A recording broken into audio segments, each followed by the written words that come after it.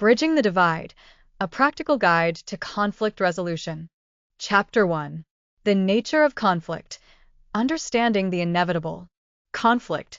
The very word can evoke feelings of unease, anxiety, even dread. We often perceive conflict as something negative, something to be avoided at all costs. But is this perception accurate?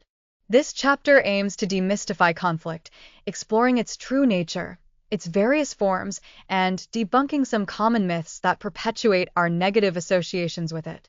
By understanding what conflict truly is, we can begin to shift our perspective and see it not as a destructive force, but as a natural and sometimes even necessary part of human interaction. Defining conflict.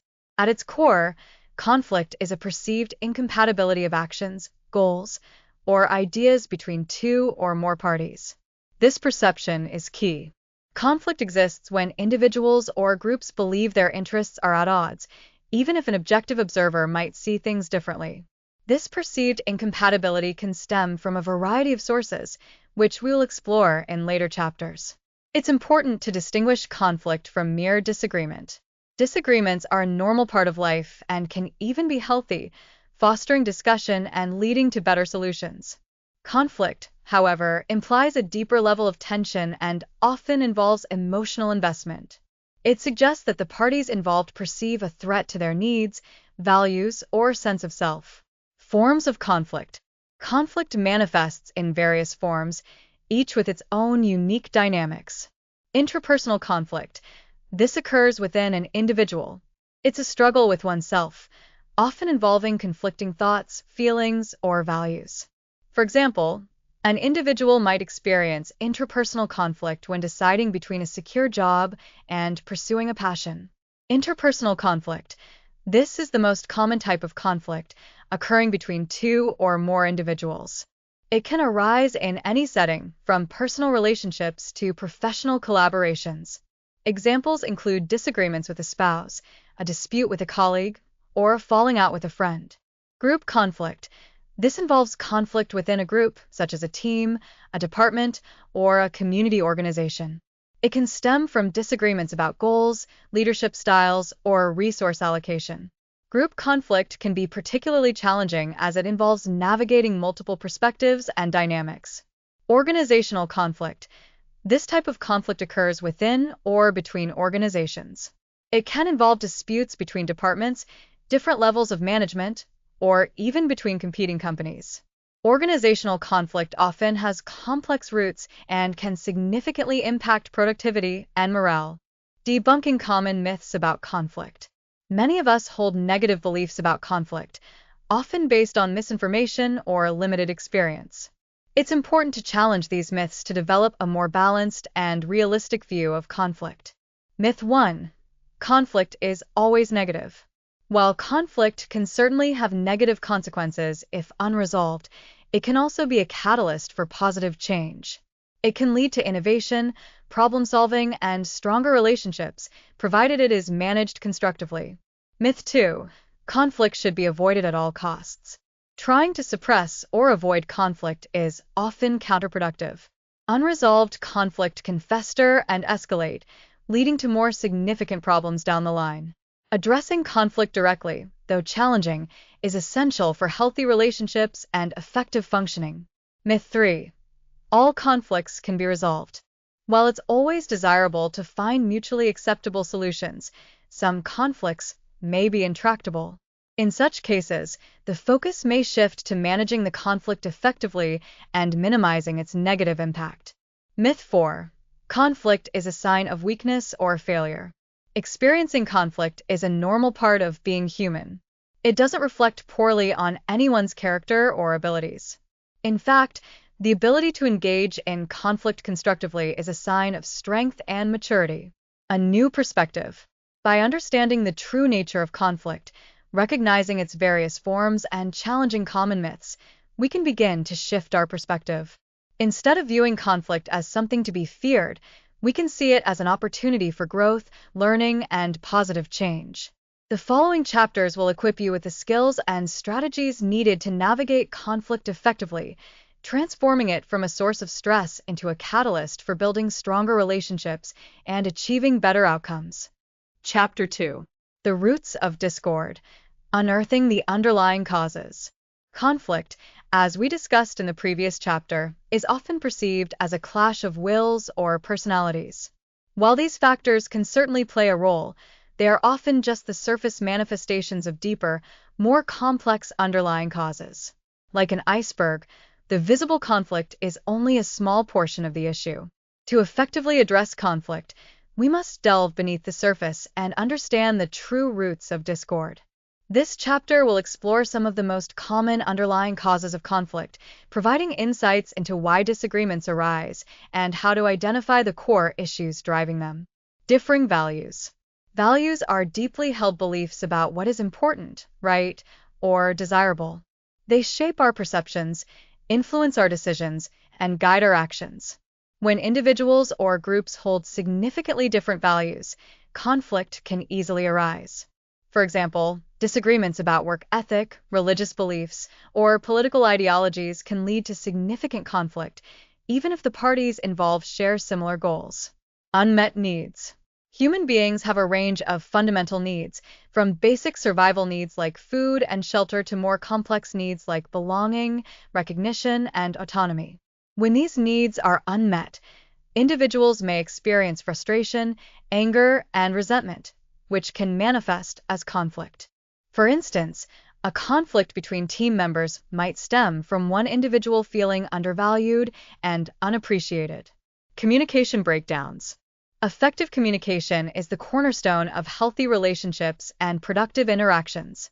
Conversely, poor communication can be a major catalyst for conflict. Misunderstandings, misinterpretations, and a lack of clear communication can easily escalate into disagreements. This can include anything from poorly worded emails to a failure to actively listen to another person's perspective. Power imbalances. Power dynamics play a significant role in many conflicts. When one party has significantly more power than the other, it can create an environment ripe for conflict. This can manifest in various ways, from a manager dictating terms to an employee feeling unheard to systemic inequalities in a community.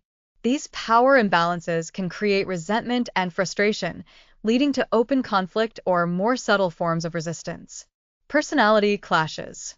While not always the primary cause, personality differences can contribute to conflict.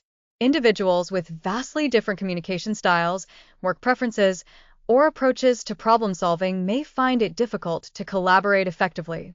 It's important to note that personality differences, in and of themselves, don't necessarily lead to conflict.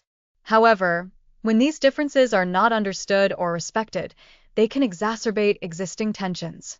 Scarce resources. Conflict can also arise when resources are limited. This might involve competition for funding, office space, promotions, or even attention. When individuals or groups perceive that there is not enough to go around, they may engage in conflict to secure their share of the limited resources. Conflicting interests. Even when individuals share similar values and communicate effectively, conflicts can still arise if their interests are incompatible. For example, two colleagues might both want the same promotion, or two departments might be competing for the same budget allocation. These situations require careful negotiation and compromise to find mutually acceptable solutions. Lack of information. Sometimes, conflict arises simply from a lack of information or misinformation. When individuals are not fully informed about a situation, they may make incorrect assumptions or draw inaccurate conclusions, leading to misunderstandings and disagreements. Providing clear and accurate information can often resolve these types of conflicts. How to identify the root causes. Unearthing the underlying causes of conflict requires careful observation, active listening, and a willingness to look beyond the surface issues. Here are some helpful strategies. Ask open-ended questions, encourage all parties involved to share their perspectives, and explain their concerns in detail. Listen actively. Pay close attention to what is being said, both verbally and nonverbally. Try to understand the emotions and needs underlying the expressed concerns. Look for patterns. Are there recurring themes or issues that keep surfacing in the conflict? These patterns may point to deeper underlying causes. Consider the context. What is the broader context in which the conflict is occurring? Are there organizational, social, or cultural factors that might be contributing to the problem? Empathize. Try to see the situation from the other person's point of view. What are their needs, concerns, and motivations? By understanding the underlying causes of conflict, we can move beyond simply treating the symptoms and begin to address the root of the problem. This will pave the way for more effective conflict resolution and the building of stronger, more harmonious relationships. Chapter 3. The Conflict Cycle. Understanding the escalation and de-escalation process. Conflict isn't a static event. It's a dynamic process that unfolds over time. Like a wave, it can build in intensity, peak, and eventually subside. Understanding this cyclical nature of conflict, the stages of escalation and de-escalation, is crucial for effective resolution. By recognizing where a conflict is in its cycle, we can better anticipate potential outcomes and choose appropriate interventions. This chapter will explore the typical stages of conflict, helping you identify triggers and develop strategies for navigating the ebb and flow of disagreement. The stages of conflict. While every conflict is unique, many follow a similar pattern of escalation and de-escalation. These stages can be visualized as a cycle, although it's important to remember that not all conflicts progress neatly through each stage, and some may skip stages altogether or cycle back and forth. Latent conflict. This is the initial stage where the conditions for conflict exist, but are not yet visible. There may be underlying tensions, unmet needs, or differing values, but they haven't surfaced openly. This stage is like the calm before the storm. Emergence. At this stage, the conflict begins to become visible. It might manifest as subtle disagreements, expressions of frustration, or changes in behavior. Individuals may start to recognize that there is a problem, but they may still be hesitant to address it directly. Escalation. This is the stage where the conflict intensifies. Communication may become more heated, emotions may run high, and parties may become more entrenched in their positions. This stage can involve blaming, personal attacks, and a focus on winning rather than finding solutions. Stalemate. The conflict reaches a peak and becomes stuck. Parties may be unwilling to compromise, and communication may break down entirely. This stage can be characterized by gridlock, where neither side feels they can move forward. De-escalation. At this stage, the intensity of the conflict begins to lessen. Parties may start to recognize the need for a resolution and become more willing to communicate and compromise. This stage can involve apologies, concessions, and a renewed focus on finding common ground. Resolution. The conflict is resolved, either through negotiation, mediation, or other means. A mutually acceptable solution is found, and the parties agree to move forward. This stage can involve changes in behavior, attitudes, or even the underlying structures that contributed to the conflict. Post-conflict. This is the stage after the conflict has been resolved. It involves rebuilding relationships, addressing any lingering resentment, and learning from the experience. This stage is crucial for preventing future conflicts and fostering a more positive environment. Recognizing triggers. Triggers are specific events, words, or situations that can escalate a conflict. They are often highly personal and can vary from individual to individual. Recognizing your own triggers, as well as those of others, is essential for managing conflict effectively. Some common triggers include personal attacks or insults, accusations or blame, threats or ultimatums, disrespectful or dismissive behavior, feeling unheard or ignored, stress or fatigue, anticipating potential outcomes. By understanding the stages of conflict and recognizing triggers, we can better anticipate potential outcomes. If a conflict is escalating, we can take steps to de-escalate the situation before it reaches a stalemate. If a conflict is already at a stalemate, we can explore options such as mediation or arbitration. Being able to anticipate potential outcomes allows us to be more proactive and strategic in our approach to conflict resolution. Strategies for navigating the conflict cycle. Early intervention. The earlier a conflict is addressed, the easier it is to resolve. Addressing issues in the latent or emergent stage can prevent them from escalating. Communication. Open and honest communication is essential throughout the conflict cycle. Active listening, empathy, and assertive communication can help to de-escalate tensions and build understanding. Emotional regulation. Managing your own emotions and responding thoughtfully rather than reactively is crucial. Staying calm under pressure can help to prevent escalation. Problem solving. Focusing on finding mutually acceptable solutions is essential. Negotiation, compromise, and collaboration can help to achieve the resolution. Seeking help. If the conflict is too complex or emotionally charged to handle alone, seeking help from a mediator or other professional can be beneficial. Understanding the conflict cycle empowers us to approach disagreements with greater awareness and intention. By recognizing the stages of escalation and de-escalation, identifying triggers, and anticipating potential outcomes, we can navigate conflict more effectively, minimizing damage and creating opportunities for positive change. Chapter 4. The Impact of Conflict. Understanding the costs of unresolved discord. Conflict is a ubiquitous part of human interaction, but its impact can range from minor inconveniences to deeply damaging consequences. While constructive conflict resolution can lead to positive outcomes, unresolved conflict can take a significant toll on individuals, relationships, and organizations. This chapter will delve into the various personal, social, and professional costs associated with unresolved conflict, highlighting the importance of developing effective conflict resolution skills. Personal consequences. Unresolved conflict can have a profound impact on our well-being, affecting our physical, emotional, and mental health. Some of the personal consequences include stress and anxiety. Ongoing conflict can lead to chronic stress, anxiety, and even depression.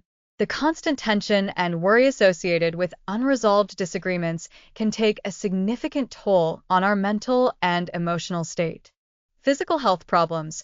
Stress can manifest in physical ways, leading to headaches, sleep disturbances, digestive issues, and even weakened immune system. Chronic conflict can increase the risk of developing more serious health conditions. Emotional distress. Unresolved conflict can trigger a range of negative emotions, including anger, resentment, sadness, and fear. These emotions can be difficult to manage and can impact our overall mood and well-being. Decreased self-esteem. When conflicts are not resolved constructively, individuals may experience a decline in self-esteem. They may feel like they are not being heard or valued, which can lead to feelings of inadequacy and worthlessness. Burnout. The emotional and mental strain of unresolved conflict can lead to burnout, characterized by exhaustion, cynicism, and reduced performance. This is particularly common in workplace settings where conflict is prevalent. Social and relational consequences. Conflict can strain and damage relationships, leading to isolation, loneliness, and broken connections. Some of the social and relational consequences include damaged relationships. Unresolved conflict can erode trust, create distance, and ultimately damage or even destroy relationships with family, friends, and colleagues. Communication breakdown. Conflict can lead to communication breakdowns, making it difficult to resolve the initial disagreement and creating further misunderstandings. Social isolation. Individuals involved in unresolved conflicts may withdraw from social interactions, leading to feelings of isolation and loneliness. This can further exacerbate the negative impact of the conflict. Family discord. Unresolved conflict within families can create a toxic environment, affecting the well-being of all family members, especially children. Workplace conflict. Unresolved conflict in the workplace can lead to decreased morale, reduced productivity, and even legal issues. Professional and organizational consequences. Unresolved conflict can have significant repercussions in professional and organizational settings, impacting productivity, efficiency, and the bottom line. Some of the professional and organizational consequences include decreased productivity. Conflict can distract employees from their work, leading to decreased productivity and missed deadlines. Reduced efficiency. Unresolved conflict can slow down decision-making processes and hinder the efficient functioning of teams and departments. Increased turnover. Employees who are constantly involved in unresolved conflicts may be more likely to leave their jobs, leading to increased turnover costs. Negative work environment. A workplace characterized by unresolved conflict can become a stressful and unpleasant environment, affecting employee morale and job satisfaction. Financial costs.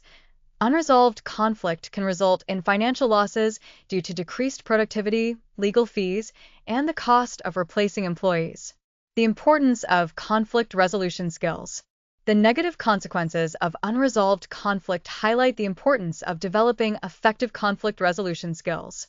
By learning how to communicate effectively, listen actively, empathize with others, and find mutually acceptable solutions, we can minimize the damaging effects of conflict and even turn disagreements into opportunities for growth and positive change.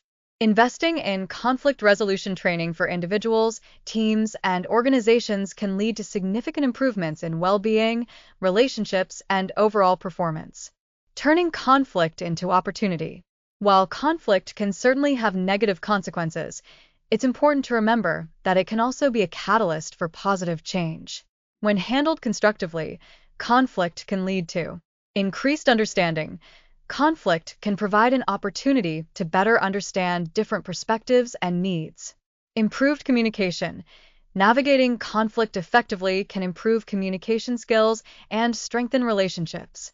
Creative solutions. The process of resolving conflict can lead to the development of innovative and creative solutions. Stronger relationships. Successfully resolving conflict can deepen trust and strengthen relationships. Personal growth. Facing and overcoming conflict can lead to personal growth and increased self-awareness. By understanding the potential costs of unresolved conflict and developing effective conflict resolution skills, we can minimize the negative impacts and harness the potential for positive change. The following chapters will provide you with the tools and strategies you need to navigate conflict constructively and build stronger, more harmonious relationships. Chapter 5. Active listening. The foundation of understanding. In the realm of conflict resolution, effective communication is paramount. But communication isn't just about speaking. It's equally, if not more, important to listen. And not just passively hearing words, but actively listening. Active listening is the cornerstone of understanding, and without it, even the most well-intentioned attempts at conflict resolution are likely to fall short. This chapter will delve into the core principles of active listening, providing you with the tools to truly hear and understand the perspectives of others, even amidst disagreement. What is active listening? Active listening is a deliberate and conscious effort to not only hear the words someone is saying, but also to understand the complete message being conveyed, including the speaker's feelings and underlying needs. It involves fully concentrating on what is being said, putting aside your own thoughts and judgments, and responding in a way that shows you are truly engaged. It's about creating a safe and supportive space for the other person to express themselves fully. Key components of active listening. Active listening involves several key components working together. Paying attention. This involves giving your undivided attention to the speaker. Minimize distractions, both internal, your own thoughts, and external, your phone, other people, etc. Make eye contact, nod occasionally, and adopt a posture that shows you are attentive. This conveys respect and signals your genuine interest in what they have to say. Reflecting feelings. Often, the emotional component of a message is just as important, if not more so, than the words themselves. Reflecting feelings involves acknowledging and verbalizing the emotions you perceive the speaker to be experiencing. For example, you might say, "It sounds like you're feeling really frustrated," or "I can hear how passionate you are about this." This shows the speaker that you are not only hearing their words, but also understanding their emotional state. Asking clarifying questions. Asking thoughtful questions demonstrates your engagement and helps to ensure you are understanding the message correctly. Avoid questions that are leading or judgmental. Instead, focus on questions that seek to clarify or expand on what the speaker has said. For example, you might ask, "Can you tell me more about what happened?" Or, "What are your biggest concerns about this situation?" Summarizing. Periodically summarizing what the speaker has said is a valuable way to check your understanding and to show the speaker that you're following along. This also gives the speaker an opportunity to correct any misinterpretations. For example, you might say, "So, if I understand correctly, you're saying that." Nonverbal communication. Nonverbal cues play a crucial role in active listening. Your facial expressions, body language, and tone of voice can significantly impact how your message is received. Maintain eye contact, nod, and use open and inviting body language. A warm and empathetic tone of voice can also help to create a sense of trust and rapport. Benefits of active listening in conflict resolution. Active listening is an invaluable tool in conflict resolution for several reasons. Builds trust and rapport. When people feel heard and understood, they are more likely to trust you and be open to communication. This creates a foundation for productive dialogue and problem solving. Reduces defensiveness. Active listening can help to de-escalate conflict by showing the other person that you are genuinely trying to understand their perspective, which reduces their need to be defensive. Clarifies misunderstandings. By asking clarifying questions and summarizing, you can identify and address misunderstandings early on, preventing them from escalating into larger conflicts. Identifies underlying needs. Active listening helps you to go beyond the surface issues and identify the underlying needs and concerns driving the conflict. This is crucial for finding mutually acceptable solutions. Facilitates problem solving. When all parties feel heard and understood, it becomes easier to collaborate and find creative solutions that address everyone's needs. Practicing active listening. Active listening is a skill that requires practice and conscious effort. Here are some tips for improving your active listening skills. Be present. Put aside distractions and focus all your attention on the speaker. Be patient. Allow the speaker to express themselves fully without interruption. Be empathetic. Try to understand the speaker's perspective and emotions, even if you don't agree with them. Be non-judgmental. Avoid making judgments or criticisms, even silently. Be responsive. Use verbal and nonverbal cues to show the speaker that you are engaged. Active listening is not just a technique. It's a mindset. It's about approaching conversations with genuine curiosity and a desire to understand the other person's perspective. By cultivating active listening skills, you can transform your communication and build stronger, more meaningful connections with others, paving the way for more effective conflict resolution. Chapter 6. Empathy. Walking in another's shoes. Conflict often arises from a perceived clash of needs or perspectives. We become so focused on our own point of view that we struggle to see the situation from another's eyes. This is where empathy becomes crucial. Empathy is the ability to understand and share the feelings of another. It's about putting yourself in their shoes, seeing the world as they see it, and acknowledging their emotions, even if you don't agree with their perspective. In conflict resolution, empathy is not about condoning someone's behavior or giving up your own position. It's about creating a bridge of understanding that can pave the way for resolution. What is empathy? Empathy is more than just sympathy, which is feeling pity or sorrow for someone. Empathy goes deeper. It involves truly understanding another person's feelings and perspective, even if those feelings are different from your own. It's about recognizing and respecting their emotional experience. Empathy allows us to connect with others on a human level, fostering understanding and compassion. The importance of empathy in conflict resolution. Empathy plays a vital role in conflict resolution for several reasons. Reduces defensiveness. When people feel understood and acknowledged, they are less likely to become defensive. Empathy creates a sense of safety and allows individuals to open up more honestly. Builds rapport. Empathy fosters connection and trust, which are essential for building rapport. When people feel that you are genuinely trying to understand them, they are more likely to reciprocate and engage in constructive dialogue. Facilitates understanding. Empathy helps us to see the situation from the other person's point of view, allowing us to understand their motivations, needs, and concerns. This is crucial for identifying the root causes of conflict and finding mutually acceptable solutions. De-escalates conflict. Empathy can help to de-escalate conflict by acknowledging and validating the other person's emotions. When people feel heard and understood, they are less likely to become aggressive or escalate the situation. Promotes collaboration. Empathy fosters a collaborative environment by encouraging mutual understanding and respect. When all parties feel understood, they are more likely to work together to find solutions that address everyone's needs. Cultivating empathy. Empathy is a skill that can be developed and strengthened. Here are some strategies for cultivating empathy. Active listening. Active listening, as discussed in the previous chapter, is a crucial component of empathy.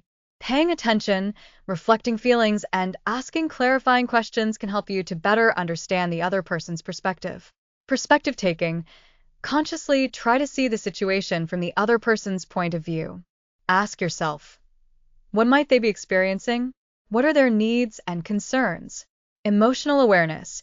Develop awareness of your own emotions and how they might be influencing your interactions. This will help you to better understand and manage your own emotional responses, allowing you to be more present for others. Compassion. Cultivate a sense of compassion for others. Recognize that everyone experiences challenges and struggles, and that everyone deserves to be treated with respect and understanding. Suspend judgment.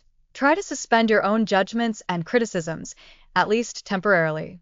Focus on understanding the other person's perspective rather than evaluating it. Practice. Empathy is a skill that requires practice. Make a conscious effort to practice empathy in your daily interactions, both personal and professional. Empathy in action. Imagine a conflict between two colleagues, where one feels that the other is not contributing their fair share to a project. Instead of immediately accusing the colleague of being lazy or irresponsible, try to understand their perspective. Perhaps they are facing personal challenges that are impacting their work, or perhaps they have a different understanding of their role in the project. By taking the time to understand their perspective, you can create a more constructive dialogue and find a solution that works for everyone. Empathy is not about agreeing with someone or condoning their behavior. It's about recognizing their humanity and understanding their perspective. It's about building a bridge of understanding that can help to connect people, even amidst disagreement. By cultivating empathy, we can create a more compassionate and understanding world, one interaction at a time. Chapter 7. Effective communication. Speaking your truth respectfully. While active listening and empathy form the foundation of understanding in conflict resolution, effective communication is the bridge that connects individuals and facilitates resolution. It's not enough to just understand. You must also be able to express your own needs, feelings, and perspectives clearly and respectfully. This chapter will explore the essential elements of effective communication, focusing on assertive communication techniques and the importance of speaking your truth without resorting to blame or aggression. What is effective communication? Effective communication is a two-way process involving the clear and accurate exchange of information, ideas, and feelings. It involves not only what you say, but also how you say it, your tone of voice, body language, and overall communication style. In the context of conflict resolution, effective communication aims to promote understanding, build rapport, and facilitate the search for mutually acceptable solutions. Key components of effective communication. Clarity. Your message should be clear, concise, and easy to understand. Avoid jargon, ambiguous language, or complex sentence structures. Be specific about what you're trying to communicate. Respect. Communicate with respect, even when you disagree.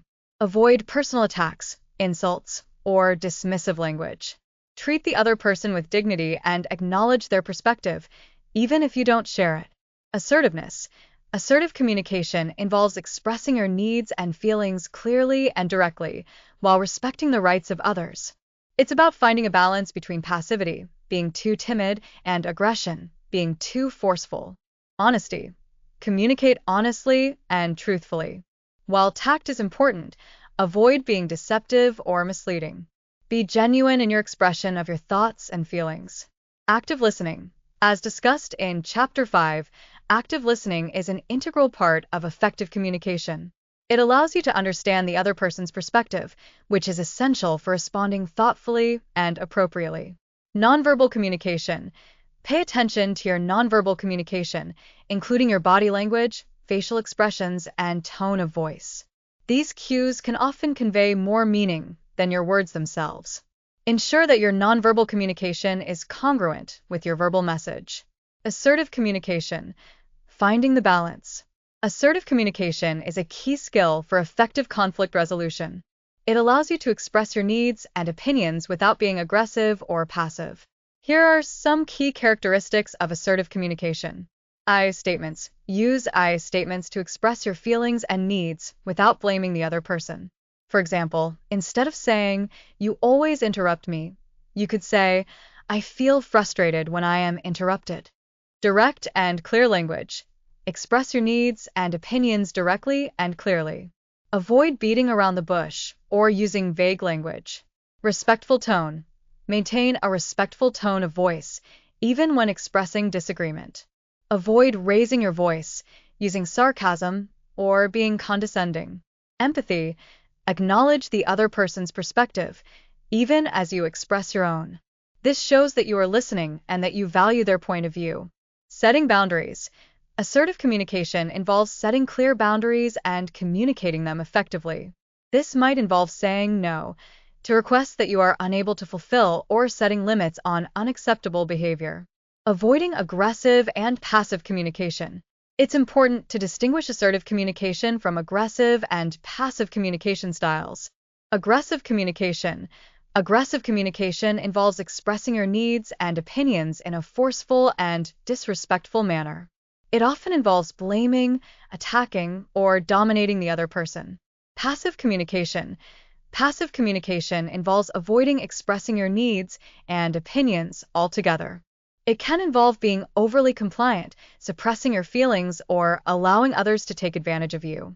Practicing effective communication. Effective communication is a skill that can be learned and practiced.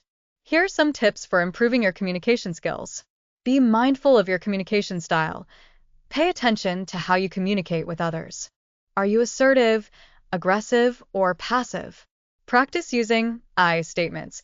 This can help you to express your feelings and needs without blaming others. Listen actively. Focus on understanding the other person's perspective before expressing your own. Seek feedback. Ask trusted friends or colleagues for feedback on your communication style. Be patient. Improving your communication skills takes time and effort. Be patient with yourself and continue to practice. By mastering effective communication techniques, including assertive communication, you can express your truth respectfully, build stronger relationships, and navigate conflicts more constructively.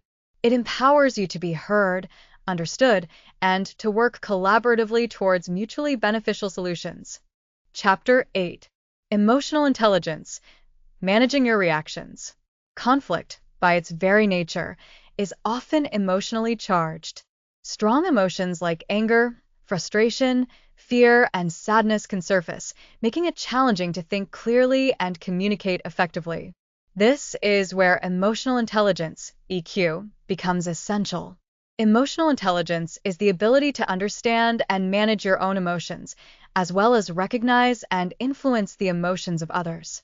In conflict resolution, EQ is crucial for navigating emotionally challenging situations, responding thoughtfully rather than reactively, and ultimately achieving positive outcomes. What is emotional intelligence? Emotional intelligence encompasses several key skills. Self-awareness.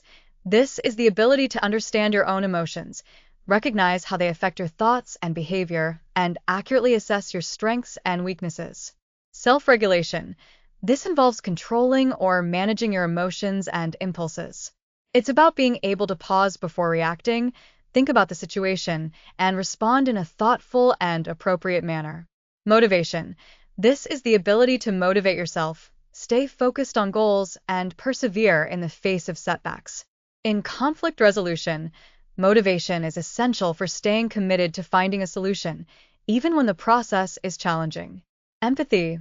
As discussed in Chapter 6, empathy is the ability to understand and share the feelings of others. It's about putting yourself in their shoes and acknowledging their emotions, even if you don't agree with their perspective. Social skills. These are the skills you use to interact effectively with others, manage relationships, and handle conflict. Social skills include communication, active listening, empathy, and cooperation. The importance of emotional intelligence in conflict resolution. EQ plays a critical role in conflict resolution for several reasons. Manages emotional reactions. EQ allows you to manage your own emotional reactions to conflict. It helps you to stay calm under pressure, avoid impulsive reactions, and respond thoughtfully rather than reactively. Improves communication. EQ enhances communication by helping you to be more aware of your own emotions and how they might be influencing your communication style. It also enables you to better understand and respond to the emotions of others. Builds rapport. EQ fosters connection and trust by demonstrating empathy and understanding. When people feel that you are emotionally intelligent, they are more likely to trust you and be open to communication. Facilitates problem solving. EQ helps you to approach conflict resolution with a more objective and rational mindset. It allows you to focus on finding solutions rather than getting caught up in emotional reactions. Reduces stress. By managing your emotions effectively, EQ can help to reduce the stress associated with conflict. This can lead to better decision-making and more positive outcomes. Developing emotional intelligence. Emotional intelligence is a skill that can be developed and strengthened over time. Here are some strategies for improving your EQ. Self-reflection. Take time to reflect on your emotions and how they influence your behavior. Keep a journal, talk to a trusted friend, or seek feedback from others. Emotional awareness. Pay attention to your emotions throughout the day. Try to identify what triggers certain emotions and how they manifest in your body and behavior. Self-regulation techniques. Develop strategies for managing your emotions, such as deep breathing, mindfulness, or taking a break from the situation. Empathy practice. Actively practice empathy in your daily interactions. Try to see things from other people's perspectives and acknowledge their emotions. Social skills training. Seek out opportunities to improve your social skills, such as communication workshops or conflict resolution training. Managing your reactions during conflict. Managing your reactions during conflict is crucial for effective resolution. Here are some tips. Recognize your triggers. Identify the situations, words, or behaviors that tend to trigger strong emotional reactions in you. Being aware of your triggers can help you to anticipate and manage them. Pause and breathe. When you feel your emotions rising, take a pause and take a few deep breaths. This can help you to calm down and think more clearly. Name your emotions. Identifying and naming your emotions can help you to manage them more effectively. For example, instead of saying, "I'm angry," you might say, "I'm feeling frustrated because." Separate feelings from facts. It's important to distinguish between your feelings and the facts of the situation. Your feelings are valid, but they may not always reflect the reality of the situation. Focus on the present. Try to stay focused on the present moment and avoid dwelling on the past or worrying about the future. Emotional intelligence is not about suppressing your emotions. It's about understanding and managing them effectively. By developing your EQ, you can navigate conflict with greater awareness, respond thoughtfully rather than reactively, and build stronger, more productive relationships. It empowers you to transform conflict from a source of stress into an opportunity for growth and connection. Chapter 9. Identifying common ground. Building bridges. Conflict often creates the illusion of starkly opposing viewpoints, making it seem as though agreement is impossible.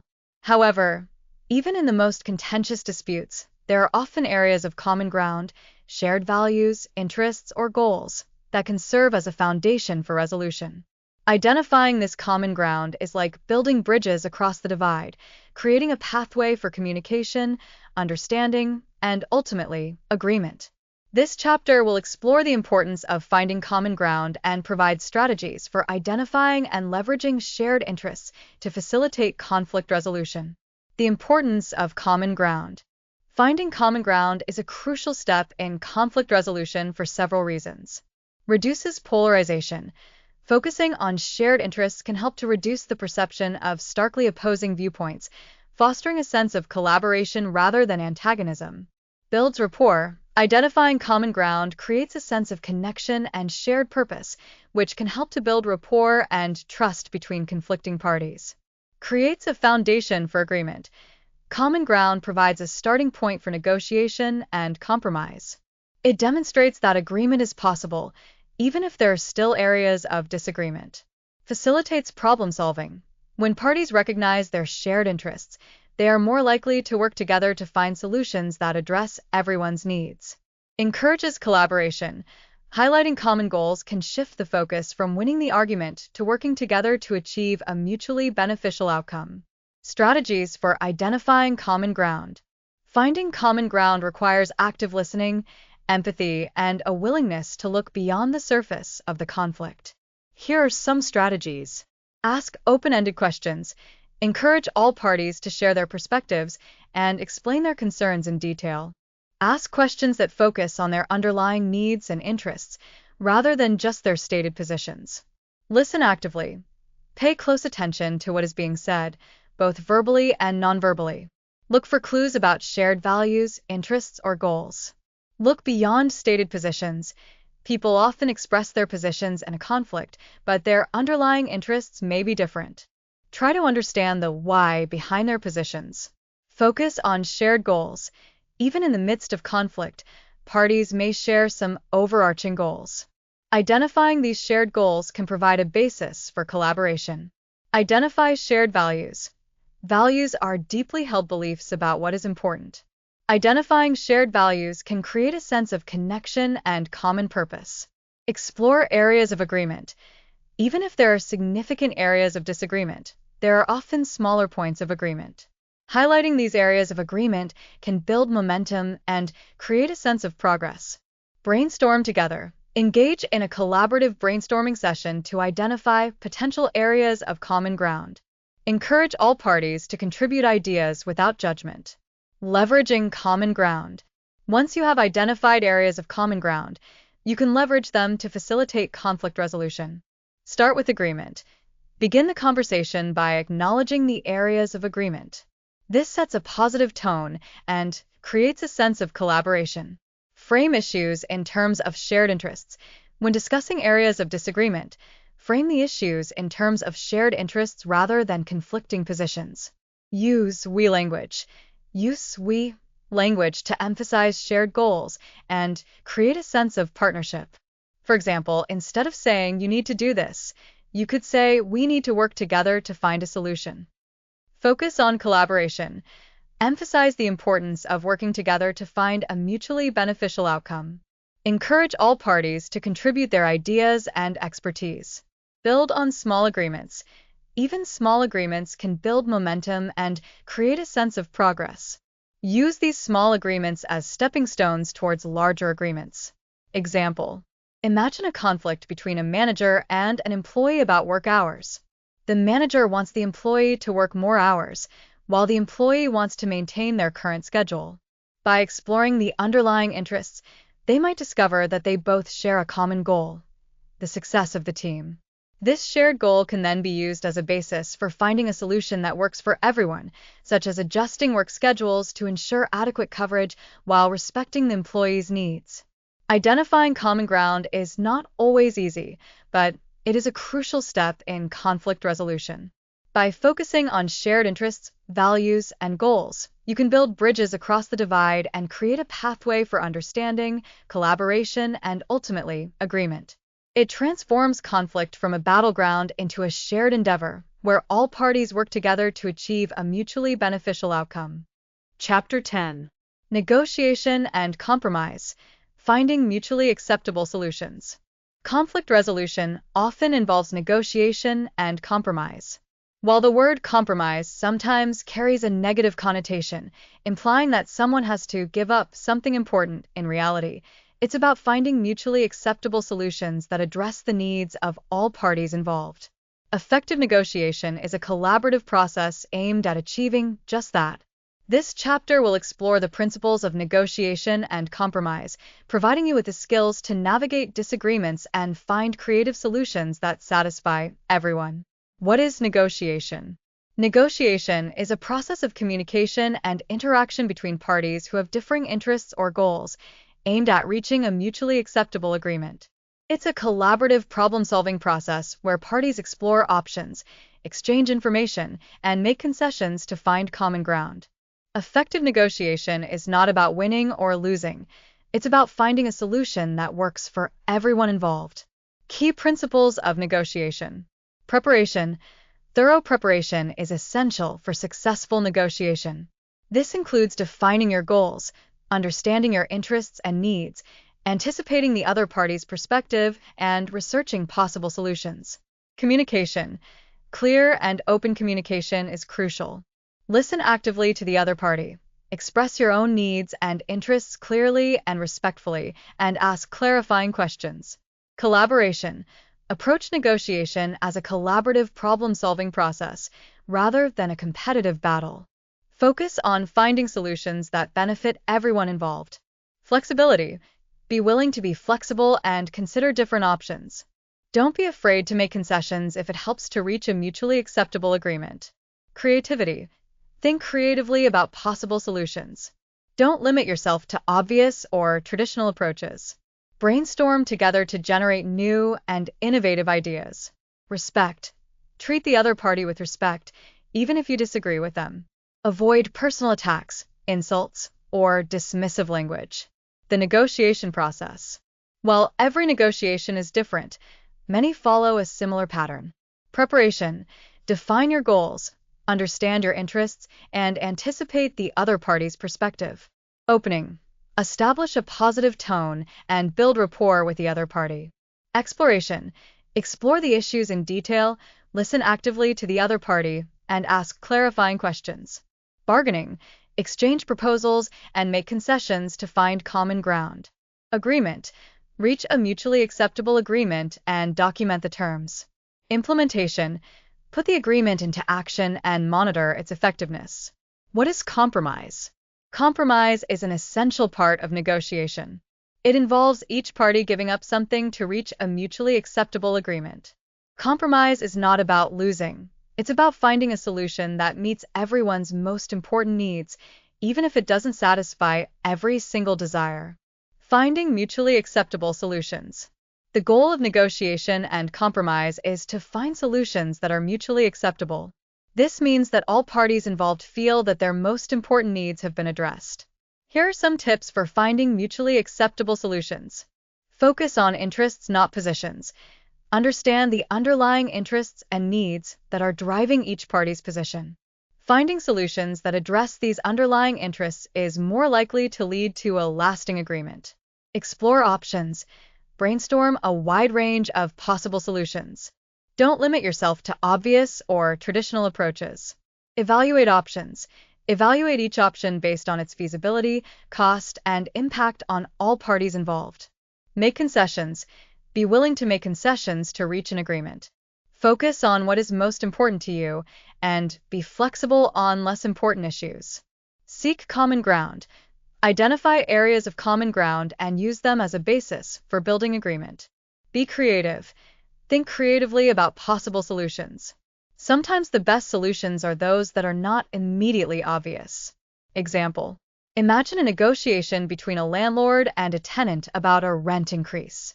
The landlord wants to increase the rent to cover rising costs, while the tenant wants to keep the rent affordable. By focusing on their underlying interests, they might discover that they both share a common goal: maintaining a positive landlord-tenant relationship. This shared goal can then be used as a basis for finding a mutually acceptable solution, such as a smaller rent increase or a longer lease term. Negotiation and compromise are essential skills for conflict resolution. By mastering these skills, you can navigate disagreements effectively, find creative solutions that satisfy everyone's needs, and build stronger, more productive relationships. It's about working together to bridge the divide and create outcomes that benefit all parties involved. Chapter 11. Problem Solving, a Collaborative Approach.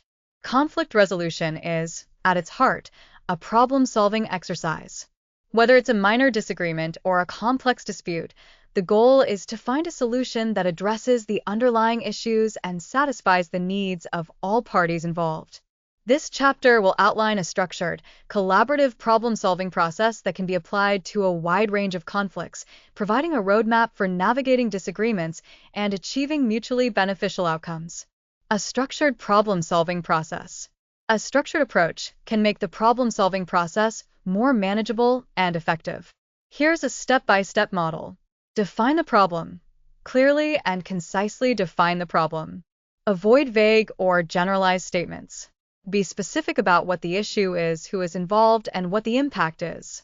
Involve all relevant parties in defining the problem to ensure everyone is on the same page. Identify the underlying issues. Go beyond the surface level of the conflict and identify the underlying issues that are contributing to the problem.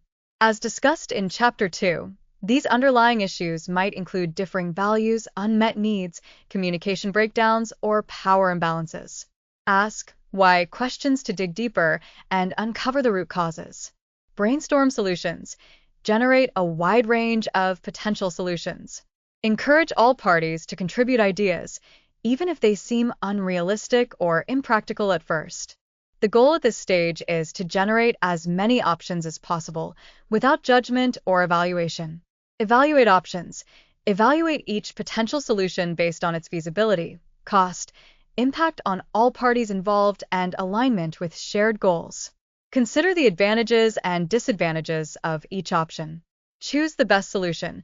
Select the solution that best addresses the underlying issues and satisfies the needs of all parties involved. This may involve combining elements from different solutions or modifying existing options. Implement the solution. Develop a plan for implementing the chosen solution. Assign responsibilities, set timelines, and establish clear communication channels. Evaluate the results. After the solution has been implemented, evaluate its effectiveness. Did it resolve a problem? Are all parties satisfied with the outcome? If not, revisit the problem-solving process and make adjustments as needed. A collaborative approach. Effective problem-solving in conflict resolution requires a collaborative approach. This means that all parties involved work together to define the problem, generate solutions, and choose the best course of action. Collaboration fosters a sense of ownership and increases the likelihood that the solution will be successful. Key elements of collaborative problem-solving. Open communication. Encourage open and honest communication between all parties. Create a safe space for people to express their perspectives and concerns without fear of judgment or reprisal. Active listening. As discussed in Chapter 5, active listening is essential for understanding the perspectives of others. Pay close attention to what is being said, reflect feelings, and ask clarifying questions.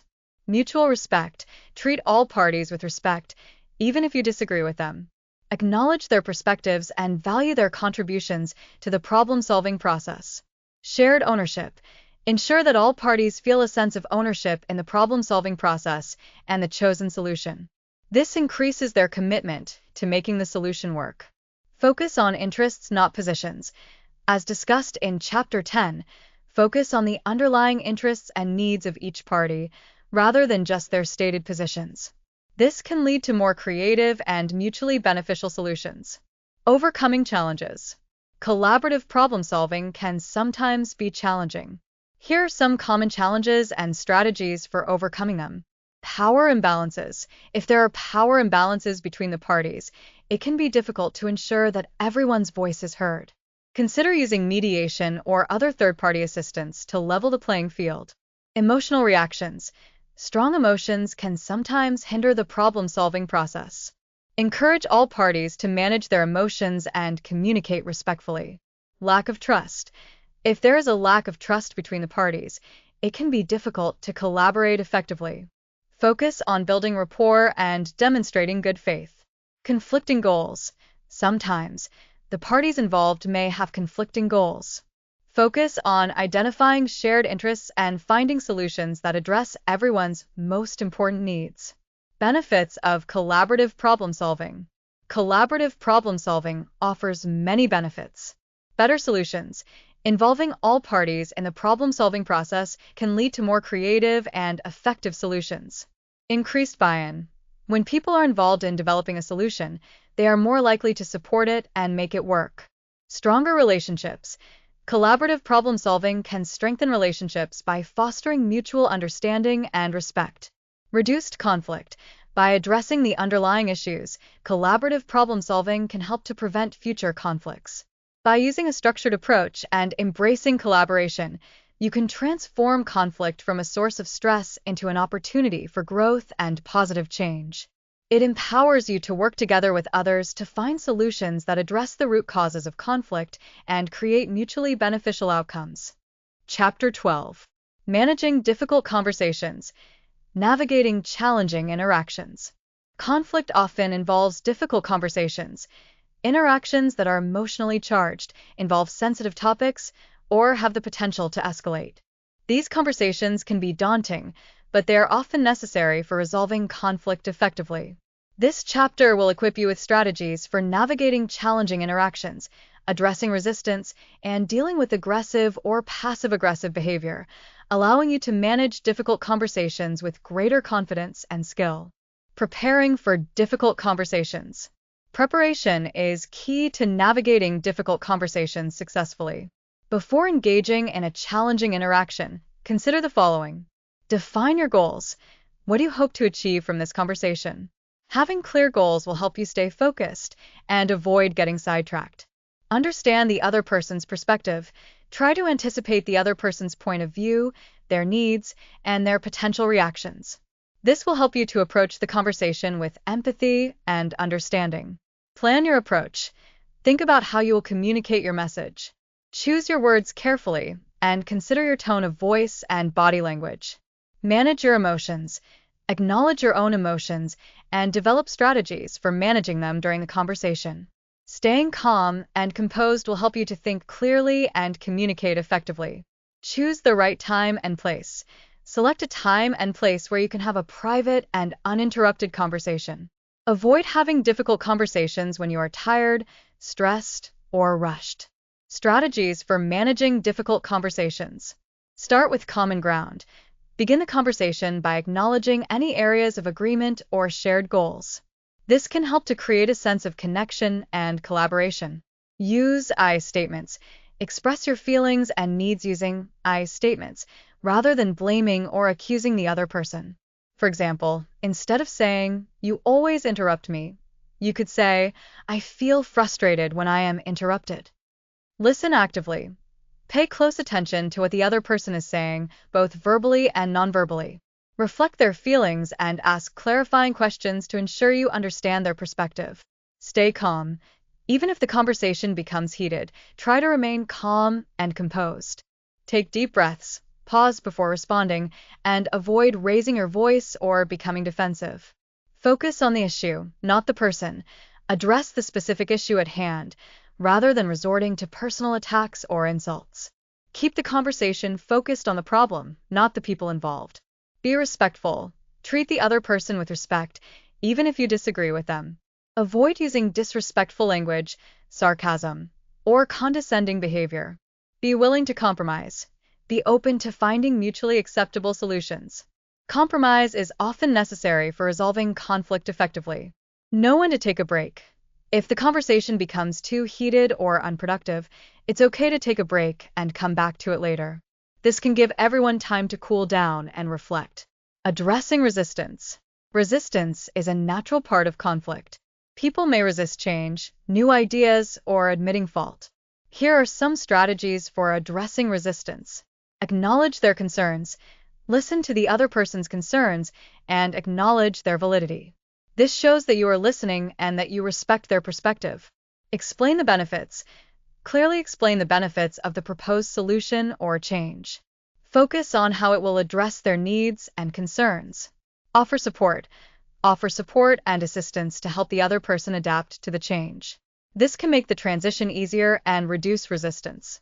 Be patient. Change takes time. Be patient and allow the other person to adjust at their own pace. Dealing with aggressive or passive-aggressive behavior. Aggressive or passive-aggressive behavior can make difficult conversations even more challenging. Here are some strategies for dealing with these behaviors. Aggressive behavior. Stay calm and assertive. Avoid getting into an argument or escalating the situation. Set clear boundaries and communicate that aggressive behavior is unacceptable. Passive-aggressive behavior. Address the behavior directly and calmly. Try to understand the underlying reasons for the passive-aggressive behavior and address those issues. Use I statements to express how the behavior is affecting you. Knowing when to seek help. Sometimes, Difficult conversations can be too complex or emotionally charged to handle alone. In these situations, it's important to know when to seek help from a mediator, therapist, or other professional. Seeking outside assistance can help to facilitate communication, de-escalate conflict, and find mutually acceptable solutions. Managing difficult conversations is a crucial skill for effective conflict resolution. By preparing carefully, using effective communication strategies, and addressing resistance constructively, you can navigate challenging interactions with greater confidence and achieve positive outcomes. It empowers you to transform potentially damaging confrontations into opportunities for understanding, growth, and stronger relationships. Chapter 13. Mediation. When outside help is needed. While many conflicts can be resolved through direct communication and negotiation between the parties involved, some situations require the assistance of a neutral third party. This is where mediation comes in. Mediation is a process where a trained mediator helps disputing parties communicate, understand each other's perspectives, and work towards a mutually acceptable agreement. This chapter will explore the role of a mediator, the mediation process, and when it is appropriate to seek professional assistance. What is mediation? Mediation is a voluntary, confidential process where a neutral third party, the mediator, helps disputing parties communicate more effectively, explore options, and develop their own solutions to the conflict. The mediator does not impose a solution or take sides. Instead, they facilitate communication and guide the parties towards a mutually agreeable resolution. The role of the mediator. The mediator plays several key roles in the mediation process.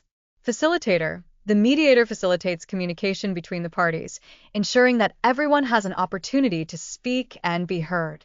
Neutral party. The mediator remains neutral and impartial throughout the process. They do not take sides or offer opinions on the merits of the dispute. Communication bridge. The mediator helps to bridge communication gaps by clarifying misunderstandings, reframing issues, and promoting active listening.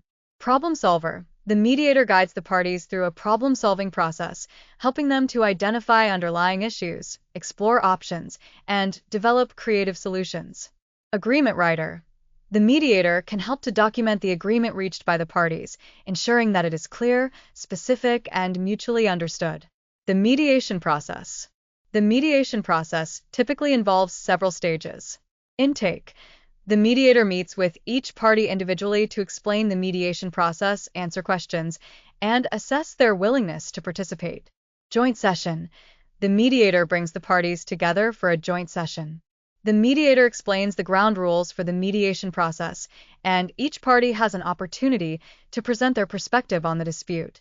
Exploration of issues. The mediator helps the parties to identify the underlying issues contributing to the conflict. This may involve asking clarifying questions, reframing issues, and helping the parties to understand each other's perspectives. Generation of options. The mediator facilitates a brainstorming session to generate a range of possible solutions. The parties are encouraged to think creatively and explore all options, even those that may seem unrealistic at first. Negotiation and agreement. The parties negotiate with each other to reach a mutually acceptable agreement. The mediator helps to facilitate this process by keeping the conversation focused and productive. Documentation. Once an agreement is reached, the mediator helps to document the terms in a written agreement. This agreement is then signed by all parties. When is mediation appropriate? Mediation is appropriate for a wide range of conflicts, including interpersonal disputes, conflicts between family members, friends, neighbors, or colleagues. Workplace conflicts, disputes between employees, supervisors, or departments. Business disputes, conflicts between businesses, partners, or clients. Community disputes, conflicts between community members, organizations, or groups. Mediation is particularly useful when the parties are willing to participate. Mediation is a voluntary process, so both parties must be willing to participate. There is a desire to preserve the relationship. Mediation can help to preserve relationships by fostering communication and understanding. The parties want to control the outcome. In mediation, the parties develop their own solutions, rather than having a solution imposed on them by a judge or arbitrator. Confidentiality is important. Mediation is a confidential process, which can be important for sensitive disputes. Benefits of mediation. Mediation offers several benefits. Cost-effective. Mediation is often less expensive than litigation or arbitration.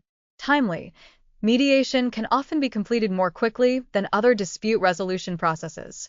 Empowering. Mediation empowers the parties to develop their own solutions, giving them greater control over the outcome. Preserves relationships. Mediation can help to preserve relationships by fostering communication and understanding. Confidential. Mediation is a confidential process, which can be important for sensitive disputes. Finding a mediator. When seeking a mediator, it's important to find someone who is qualified and experienced. You can find mediators through professional organizations, bar associations, or online directories. Consider the mediator's training, experience, and area of expertise when making your selection. Mediation can be a powerful tool for resolving conflict effectively and building stronger relationships. When direct communication and negotiation are not enough, mediation can provide a structured and supportive environment for parties to work together towards a mutually acceptable agreement. It offers a path towards resolution that emphasizes collaboration, understanding, and empowerment. Chapter 14. Conflict Resolution in the Workplace. Fostering a positive and productive environment. The workplace is a melting pot of diverse personalities, perspectives, and working styles. While this diversity can be a source of strength and innovation, it can also lead to conflict.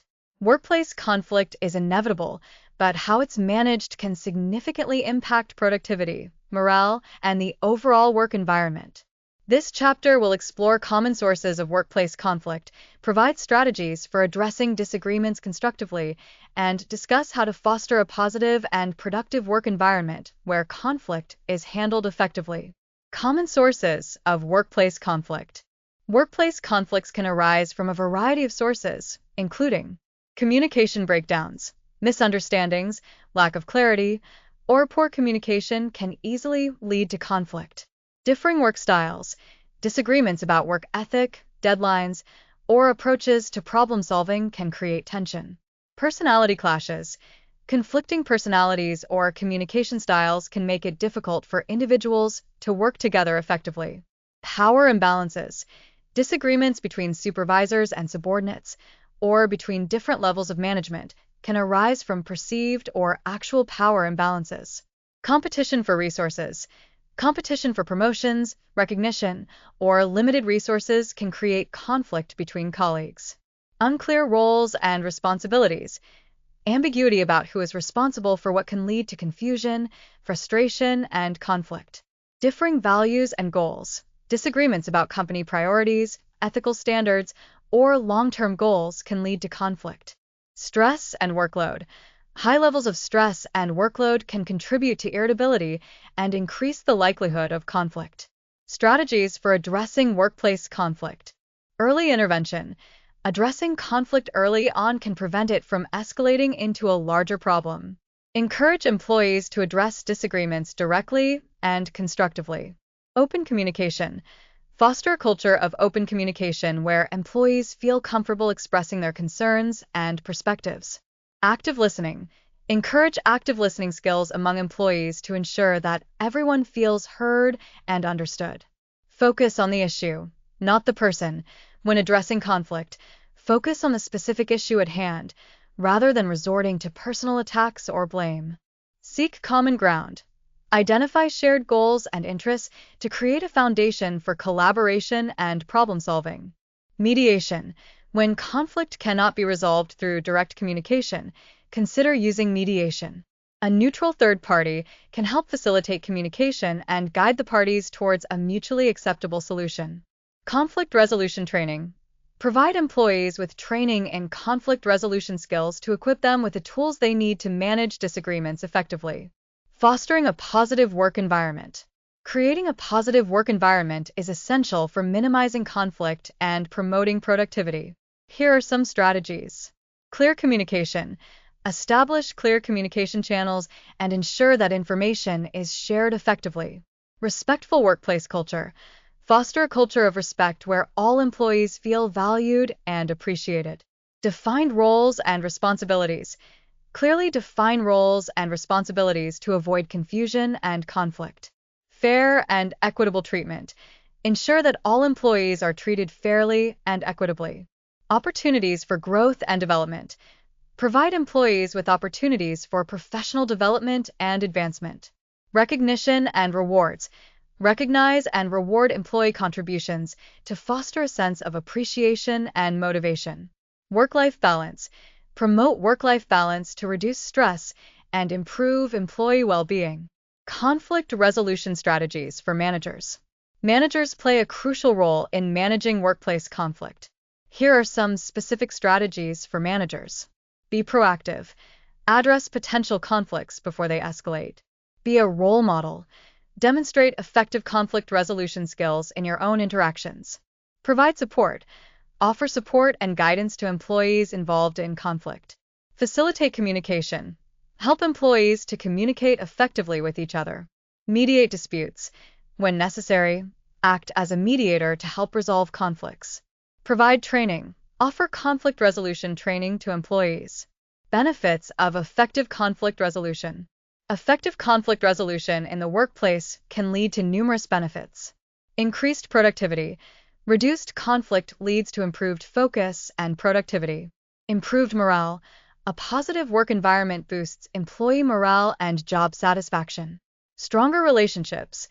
Constructive conflict resolution can strengthen relationships between colleagues. Reduced turnover. Employees are more likely to stay in a workplace where conflict is handled effectively. Enhanced innovation. A positive work environment encourages creativity and innovation. By understanding the sources of workplace conflict, implementing effective resolution strategies, and fostering a positive work environment, organizations can minimize the negative impact of conflict and create a more productive, harmonious, and successful workplace. It empowers employees and managers to work together effectively, transforming potential conflict into opportunities for growth and collaboration. Chapter 15. Conflict Resolution in Families. Fostering harmony and understanding. Families, despite being a source of love and support, are also fertile ground for conflict.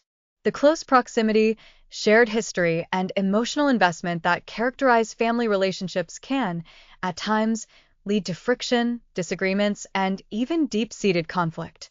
Navigating these family conflicts constructively is essential for maintaining healthy family dynamics and fostering harmony. This chapter will explore common sources of family conflict, offer strategies for addressing disagreements effectively, and discuss how to cultivate understanding and empathy within the family unit. Common sources of family conflict. Family conflicts can arise from a multitude of factors, often intertwined and complex. Communication styles. Differing communication styles can lead to misunderstandings and hurt feelings. Some family members may be more direct, while others are more indirect, leading to misinterpretations. Differing values and beliefs. Disagreements about religion, politics, lifestyle choices, or child-rearing practices can create tension and conflict. Role expectations. Unclear or conflicting expectations about family roles, responsibilities, and boundaries can lead to resentment and conflict. Resource allocation. Disagreements about finances, time, or other shared resources can be a source of conflict, particularly in families with limited resources. Life cycle changes. Major life transitions, such as births, deaths, marriages, or children leaving home, can disrupt family dynamics and trigger conflict. Sibling rivalry. Competition and jealousy between siblings are common, especially during childhood and adolescence. Parent-child conflict. Power struggles and disagreements between parents and children are a normal part of development, but they can escalate if not managed effectively. Intergenerational conflict. Differences in values, beliefs, and lifestyles between generations can create conflict within extended families. Strategies for addressing family conflict. Open and honest communication. Create a safe space for family members to express their feelings and needs openly and honestly, without fear of judgment or criticism. Active listening. Practice active listening skills to ensure that everyone feels heard and understood. Reflect feelings. ask clarifying questions, and summarize to show that you're engaged. Empathy and understanding. Cultivate empathy and try to see the situation from other family members' perspectives. Acknowledge their feelings, even if you don't agree with their point of view. Respectful communication. Communicate respectfully, even when disagreeing. Avoid personal attacks, insults, or name-calling. Use I statements to express your feelings and needs without blaming others. Focus on the issue, not the person. Address the specific issue at hand, rather than resorting to personal attacks or bringing up past grievances. Problem-solving approach. Work together to identify the underlying issues contributing to the conflict and brainstorm potential solutions. Consider everyone's needs and try to find a mutually acceptable compromise. Setting boundaries. Establish clear boundaries and expectations for family interactions. This can help to prevent future conflicts by clarifying roles and responsibilities. Family meetings. Regular family meetings can provide a forum for discussing issues, sharing concerns, and making decisions together. Seeking outside help. When family conflicts become too complex or emotionally charged to handle internally, consider seeking help from a family therapist or counselor. Fostering understanding and harmony. Shared activities. Engage in shared activities that promote bonding and create positive experiences for family members. Quality time. Spend quality time together, even if it's just for a few minutes each day. This can help to strengthen family connections and build stronger relationships. Appreciation and affection. Express appreciation and affection for each other regularly. Small gestures of kindness and love can go a long way in fostering positive feelings. Forgiveness. Practice forgiveness and let go of past grievances. Holding on to resentment and anger can poison family relationships. Flexibility and adaptability. Be flexible and adaptable to changes in family dynamics. Life cycle changes and other transitions can require adjustments in roles and expectations. Respect for individuality. Recognize and respect the individuality of each family member. Celebrate differences and allow each person to express their unique personality. Conflict resolution strategies for parents. Parents play a critical role in teaching children conflict resolution skills. Here are some specific strategies for parents. Model healthy conflict resolution. Demonstrate effective communication and problem-solving skills in your own interactions with your spouse and children. Teach children conflict resolution skills. Help children learn how to express their feelings, listen to others, and find mutually acceptable solutions. Intervene fairly. When children are in conflict, intervene fairly and impartially. Help them to understand each other's perspectives and find a resolution that works for everyone. Set limits on unacceptable behavior. Establish clear rules about what behavior is acceptable and unacceptable in the family. Be consistent in enforcing these rules. Family conflict is a normal part of family life. However, by developing effective conflict resolution skills and fostering a culture of understanding and empathy, families can navigate disagreements constructively and emerge stronger and more connected. It transforms potential sources of division into opportunities for growth, deeper connection, and a more harmonious family life. Chapter 16. Conflict resolution in communities, building bridges and promoting peaceful coexistence.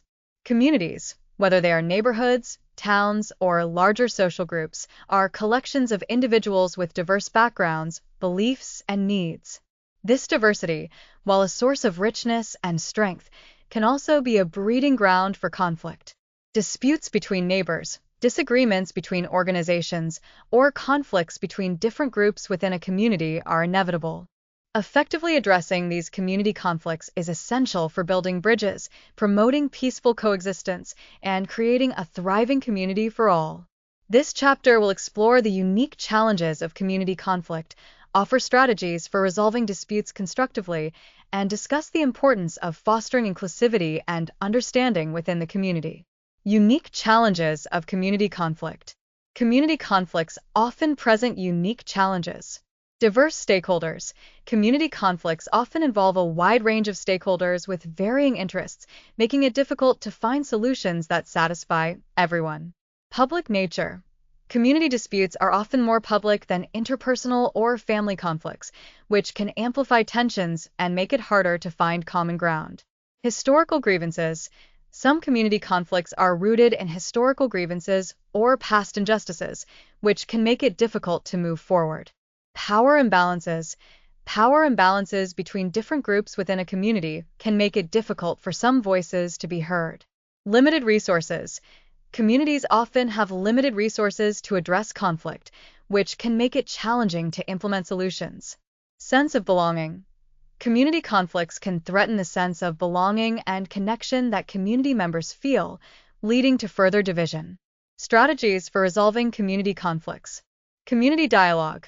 Facilitate open and inclusive dialogue between different groups within the community to address concerns, share perspectives, and build understanding. Collaborative problem solving. Use a collaborative problem-solving approach to identify the root causes of conflict and develop solutions that address the needs of all stakeholders. Mediation. Mediation can be a valuable tool for resolving community disputes. A neutral third party can help facilitate communication and guide the parties towards a mutually acceptable agreement. Community building initiatives. Implement community building initiatives that promote interaction and understanding between different groups. This can include community events, workshops, or volunteer opportunities. Conflict resolution training. Offer conflict resolution training to community members to equip them with the skills they need to manage disagreements constructively. Restorative justice. Explore the use of restorative justice practices, which focus on repairing harm and rebuilding relationships within the community. Advocacy and representation. Ensure that all groups within the community have access to advocacy and representation to ensure their voices are heard. Building a culture of inclusivity and understanding. Celebrate diversity. Embrace and celebrate the diversity of the community. Recognize the value that different perspectives and experiences bring. Promote cultural understanding. Offer educational programs and cultural events to promote understanding and respect between different groups. Address discrimination and prejudice. Actively work to address discrimination and prejudice within the community. Create a safe and inclusive environment for all residents. Foster civic engagement. Encourage civic engagement and participation in community affairs. This can help to build a stronger sense of community and shared ownership. Empower community leaders. Support and empower community leaders to promote peaceful coexistence and address conflict effectively. The role of community leaders. Community leaders play a crucial role in fostering peaceful coexistence. Their responsibilities include setting the tone. Leaders should set a positive and inclusive tone for the community. Facilitating dialogue. Leaders should facilitate dialogue and communication between different groups. Promoting understanding. Leaders should promote understanding and respect for diversity. Addressing conflict. Leaders should be prepared to address conflict constructively and fairly. Building partnerships. Leaders should build partnerships with other organizations and agencies to address community needs. Benefits of effective community conflict resolution. Effective community conflict resolution can lead to stronger communities. Communities where conflict is handled effectively are more cohesive and resilient. Improved quality of life. Reduced conflict leads to a better quality of life for all residents. Increased civic engagement. A positive community environment encourages civic engagement and participation. Enhanced economic development. Stronger communities are more attractive to businesses and investors. Greater social harmony. Effective conflict resolution promotes greater social harmony and understanding. Building a peaceful and thriving community requires ongoing effort and commitment from all members. By embracing diversity, fostering understanding, and developing effective conflict resolution skills, communities can bridge divides, build bridges, and create a place where everyone feels a sense of belonging and connection. It transforms potential division into opportunities for growth, collaboration, and a stronger, more unified community. Chapter 17. Preventing conflict. Proactive strategies. Conflict, while sometimes necessary for growth and change, can also be incredibly disruptive and damaging. Therefore, developing proactive strategies to prevent conflict is crucial for building healthy relationships, fostering productive workplaces, and creating harmonious communities. This chapter will explore various proactive approaches to minimize the likelihood of conflict, focusing on clear communication, establishing shared expectations, and cultivating a culture of respect. The importance of conflict prevention. Preventing conflict is not about eliminating all disagreements. It's about creating an environment where disagreements are handled constructively before they escalate into destructive conflict. Proactive strategies offer several benefits. Saves time and resources. Preventing conflict saves valuable time, energy, and resources that would otherwise be spent on resolving disputes. Reduces stress and anxiety. A proactive approach minimizes the stress and anxiety associated with unresolved conflict, creating a more positive and supportive environment. Strengthens relationships. Proactive strategies build trust and strengthen relationships by fostering open communication and mutual understanding. Enhances productivity. In workplaces, preventing conflict leads to increased productivity and efficiency by minimizing disruptions and improving collaboration. Promotes harmony. In communities and families, preventing conflict contributes to a more harmonious and peaceful environment. Key strategies for conflict prevention. Clear communication. Open, honest, and respectful communication is the cornerstone of conflict prevention. This involves active listening, paying attention to what others are saying, reflecting their feelings, and asking clarifying questions. Assertive communication, expressing your needs and opinions clearly and respectfully without being aggressive or passive. Regular check-ins, establishing regular check-ins with family members, colleagues, or community members to discuss concerns and address issues proactively. Establishing shared expectations. Clearly defined expectations minimize misunderstandings and prevent conflicts arising from unmet needs or differing assumptions. This includes written agreements. In workplaces or community organizations, written agreements can clarify roles, responsibilities, and expectations. Family meetings. Regular family meetings can be used to discuss family rules, expectations, and responsibilities. Open dialogue. Open dialogue about expectations in any relationship can prevent future misunderstandings. Fostering a culture of respect. A respectful environment minimizes the likelihood of conflict by promoting understanding, empathy, and tolerance.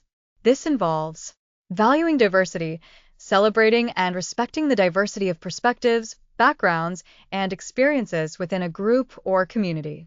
Promoting inclusivity, creating an inclusive environment where everyone feels valued and respected. Addressing microaggressions. Addressing microaggressions and other forms of disrespectful behavior promptly and effectively. Developing conflict resolution skills. Equipping individuals with conflict resolution skills empowers them to manage disagreements constructively. This can be achieved through training programs, offering conflict resolution training programs in workplaces, schools, and community organizations.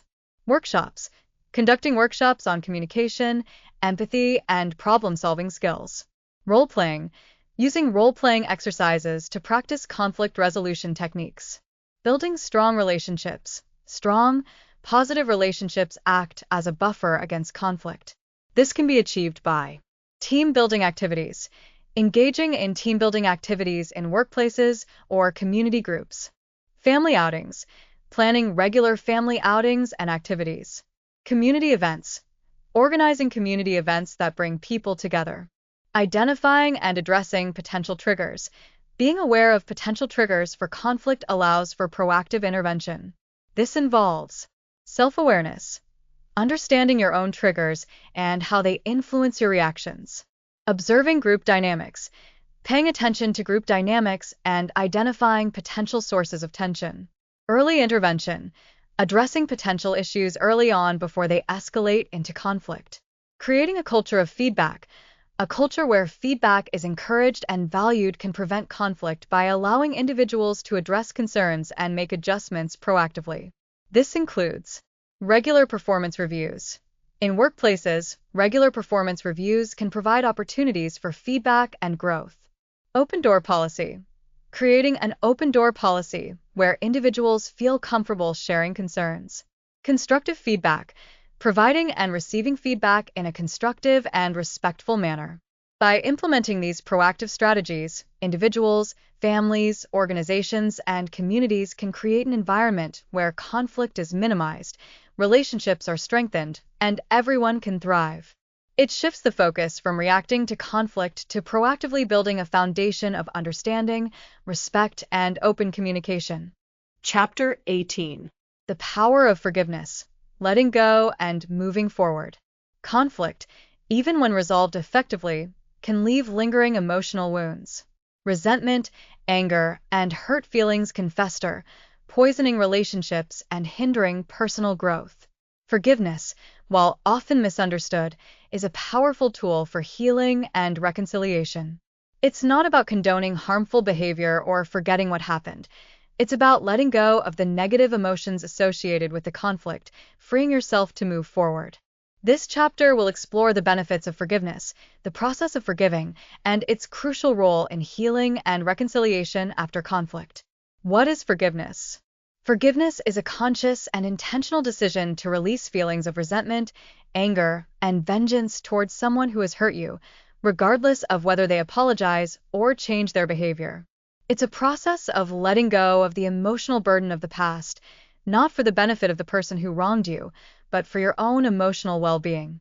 Forgiveness is not about condoning or excusing harmful actions. It's about choosing to release yourself from the grip of negative emotions that are holding you back. Benefits of forgiveness. Forgiveness offers numerous benefits for both physical and mental health. Reduced stress and anxiety. Holding on to resentment and anger can lead to chronic stress and anxiety. Forgiveness can help to release these negative emotions, leading to a greater sense of peace and calm. Improved mental health. Forgiveness has been linked to reduced symptoms of depression, anxiety, and post-traumatic stress disorder. Better physical health. Studies have shown that forgiveness can have positive effects on physical health, including lower blood pressure, improved heart health, and a stronger immune system. Stronger relationships. Forgiveness can help to repair damaged relationships and build stronger connections with others. Greater self-esteem. Letting go of resentment and anger can free up emotional energy for personal growth and self-improvement, leading to increased self-esteem. Increased compassion. The process of forgiveness can foster greater compassion and understanding for others, even those who have hurt you. The process of forgiving. Forgiveness is a journey, not a destination. It's a process that unfolds over time and may involve several stages. Acknowledge the hurt. The first step is to acknowledge the pain and hurt that you have experienced. Allow yourself to feel the emotions associated with the conflict without judgment. Understand the other person's perspective. Try to understand the other person's perspective, even if you don't agree with their actions. This doesn't mean condoning their behavior. It simply means trying to understand their motivations. Release resentment. Make a conscious decision to let go of the resentment, anger, and desire for revenge. This is often the most challenging step, but it is essential for moving forward. Grant forgiveness. Extend forgiveness to the person who hurt you, either verbally or silently. This doesn't mean forgetting what happened. It simply means releasing yourself from the burden of negative emotions. Move forward. Focus on the present and the future. Let go of the past and move forward with your life. Misconceptions about forgiveness. There are several common misconceptions about forgiveness. Forgiveness is condoning or excusing harmful behavior. Forgiveness is not about condoning or excusing harmful actions. It's about releasing yourself from the negative emotions associated with the hurt. Forgiveness means forgetting what happened. Forgiveness does not mean forgetting what happened. It's about choosing to let go of the emotional pain and move forward. Forgiveness requires reconciliation. Forgiveness does not necessarily require reconciliation with the person who hurt you. It's primarily a personal process of letting go. Forgiveness is a sign of weakness. Forgiveness is actually a sign of strength. It takes courage and self-awareness to let go of resentment and anger. Forgiveness and reconciliation. While forgiveness is primarily an internal process, it can also pave the way for reconciliation. Reconciliation is the process of restoring a broken relationship. It involves both parties acknowledging their roles in the conflict, apologizing for their actions, and working together to rebuild trust and understanding. Forgiveness is not a prerequisite for reconciliation, but it can make the process easier. Self-forgiveness. Forgiveness is not only about forgiving others, it's also about forgiving yourself. We all make mistakes, and it's important to forgive ourselves for our own shortcomings. Self-forgiveness is essential for self-acceptance, personal growth, and emotional well-being. Forgiveness is a gift you give yourself. It's a process of releasing the emotional baggage of the past, freeing yourself to live more fully in the present. It's not always easy, but the benefits of forgiveness are immense. By choosing to forgive, you can heal emotional wounds, strengthen relationships, and create a more peaceful and fulfilling life. It transforms hurt and resentment into compassion and understanding, paving the way for healing and reconciliation, both within ourselves and in our relationships with others. Chapter 19. Conflict Resolution in a Diverse World, Building Bridges Across Differences. Our world is increasingly interconnected and diverse, bringing together individuals from different cultural backgrounds, with varying beliefs, values, and communication styles. While this diversity is a source of strength and richness, it can also be a source of conflict. Cultural differences can influence how people perceive and respond to conflict, making it essential to develop culturally sensitive conflict resolution skills. This chapter will explore the importance of cultural awareness in conflict resolution, address cultural differences in conflict styles, and discuss strategies for promoting inclusivity and building bridges across diverse communities. The importance of cultural awareness. Cultural awareness is crucial for effective conflict resolution in a diverse world. It involves understanding your own cultural biases and assumptions, as well as being sensitive to the cultural norms and values of others. Cultural awareness helps us to avoid misinterpretations. Cultural differences can lead to misinterpretations of behavior and communication. Being aware of these differences can help us to avoid misunderstandings. Build rapport. Showing cultural sensitivity can build rapport and trust with people from different backgrounds. Communicate effectively. Understanding cultural differences in communication styles can help us to communicate more effectively. Find mutually acceptable solutions. Being aware of cultural values and priorities can help us to find solutions that are acceptable to all parties involved. Cultural differences in conflict styles. Different cultures have different approaches to conflict. Some cultures may be more direct and confrontational, while others may be more indirect and avoidant. Understanding these cultural differences can help us to navigate conflict more effectively. Some key dimensions of cultural differences in conflict styles include direct versus indirect communication. Some cultures value direct and explicit communication, while others prefer a more indirect and subtle approach. Emotional expression. Cultures vary in their acceptance and expression of emotions. Some cultures may be more expressive, while others may be more reserved. Individualism versus collectivism. Individualistic cultures prioritize individual needs and goals, while collectivist cultures emphasize group harmony and interdependence. Power distance. Cultures vary in their acceptance of power differences. Some cultures have a high power distance, where authority is centralized, while others have a low power distance, where power is more distributed. Time orientation. Cultures differ in their orientation to time. Some cultures are more focused on the present, while others are more future-oriented. Strategies for promoting inclusivity and building bridges. Cultural sensitivity training. Provide training on cultural awareness and sensitivity to help individuals understand and appreciate cultural differences. Cross-cultural communication skills. Develop skills in cross-cultural communication, including active listening, empathy, and respectful communication. Intercultural dialogue. Facilitate intercultural dialogue and exchange programs to promote understanding and build relationships between different groups. Diversity and inclusion initiatives. Implement diversity and inclusion initiatives in workplaces, schools, and communities to create a more welcoming and equitable environment. Community building. Organize community events and activities that bring people from different backgrounds together. Language accessibility. Ensure that communication is accessible to people who speak different languages. This may involve providing translation or interpretation services. Respect for diverse perspectives. Value and respect diverse perspectives, even when they differ from your own. Challenge stereotypes. Challenge stereotypes and prejudices about different cultural groups. Building bridges across diverse communities. Building bridges across diverse communities requires a commitment to understanding, respect, and collaboration. Here are some key strategies. Promote intergroup dialogue. Facilitate dialogue between different groups within the community to address concerns, build understanding, and foster collaboration. Support community organizations. Support community organizations that are working to promote inclusivity and address community needs. Celebrate cultural diversity. Organize cultural events and festivals to celebrate the diversity of the community. Address systemic inequities. Work to address systemic inequities that may be contributing to conflict or division within the community. Empower marginalized voices. Ensure that marginalized voices are heard and valued in community decision-making processes. Conflict resolution in a globalized world. In an increasingly globalized world, conflict resolution skills are essential for navigating international relations, business negotiations, and intercultural interactions.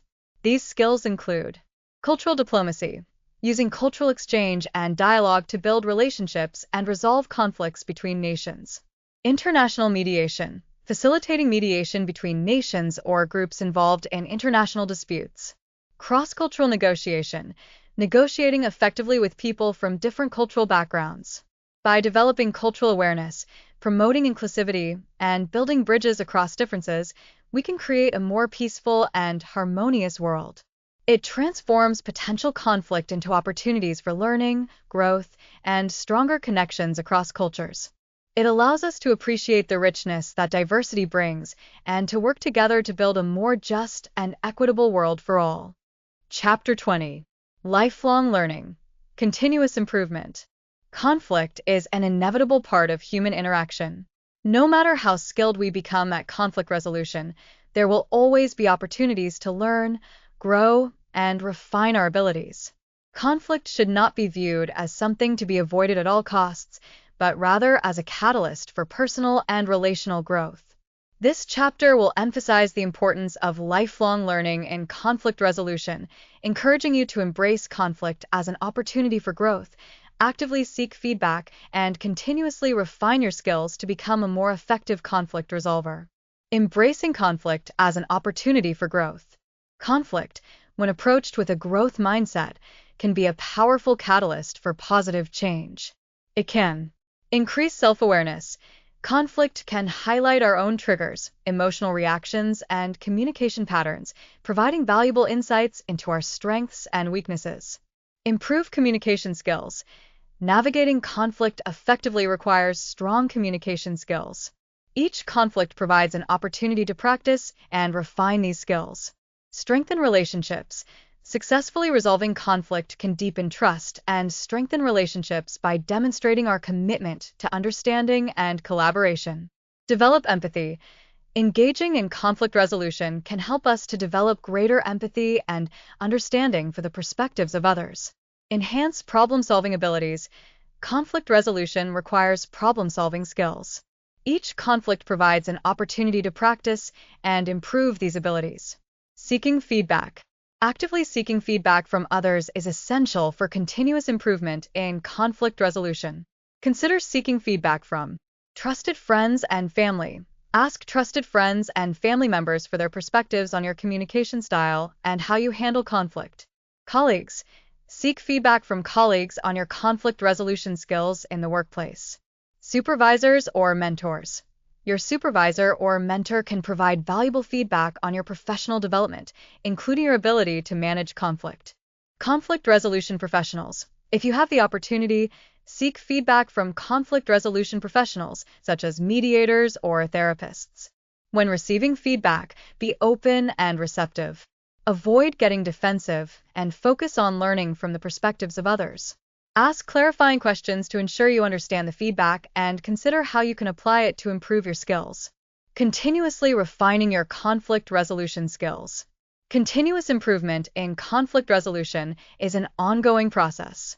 Here are some strategies for refining your skills. Self-reflection. Regularly reflect on your experiences with conflict. What did you do well? What could you have done differently? What did you learn from the experience? Reading and research. Continue to learn about conflict resolution by reading books, articles, and research papers on the topic. Training and workshops. Participate in conflict resolution training programs and workshops to learn new skills and techniques. Practice. Practice your conflict resolution skills in everyday interactions. The more you practice, the more confident and effective you will become. Mentorship. Seek out a mentor who can provide guidance and support in your development as a conflict resolver. Learning from mistakes. Don't be afraid to make mistakes. Everyone makes mistakes, especially when dealing with conflict. The important thing is to learn from your mistakes and use them as opportunities for growth. Integrating learning into action. It's not enough to simply learn about conflict resolution.